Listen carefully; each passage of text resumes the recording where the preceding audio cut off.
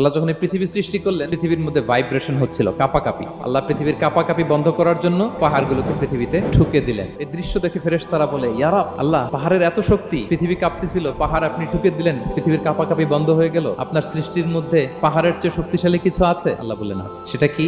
আল্লাহ বললেন সেটা লোহা, কারণ লোহা দিয়ে পাহাড় কাটা যায়, ঠিক কিনা? লোহার কথা শুনে ফেরেশতারা অবাক, লোহা পাহাড়ের চেয়ে শক্তিশালী? ফেরেশতারা প্রশ্ন করলো, ইয়া রাব, তাহলে আপনার সৃষ্টির মধ্যে লোহার চেয়ে শক্তিশালী কিছু আছে? আল্লাহ বললেন আছে। আগুন, আগুন লোহাকে কি করে? গলিয়ে ফেলে। ফেরেশতারা বলে, আগুনের চেয়ে শক্তিশালী কিছু আছে? আল্লাহ বলে আছে, আলমা, পানি। কারণ আগুনে দাউ দাউ করে জ্বলে ওঠা আগুনের মধ্যে পানি দিলে আগুন অস্তিত্ব হারায়। ফেরেশতারা শুধু অবাকই হচ্ছে। তারা বলে, তাহলে পানির চেয়ে শক্তিশালী কিছু আছে? আল্লাহ বলেন আছে, রিহ, বাতাস। কারণ বাতাস পানিকে একদিক থেকে আরেক দিকে নিয়ে যায়। জলের মধ্যে বায়ুর উচ্ছ্বাস লাগলে জলোচ্ছ্বাস তৈরি হয়। ফেরেশতারা আবার অবাক হয়ে বলে, তাহলে বাতাসের চেয়ে শক্তিশালী কিছু আছে? আল্লাহ বললেন আছে, বনি আদম। ওই মানুষ শক্তিশালী যে গোপনে দান করে, এত গোপনে যে ডান হাত কি দান করলো, বাঁ হাত সেটা টের পায় না। পড়েন সুবহানাল্লাহ।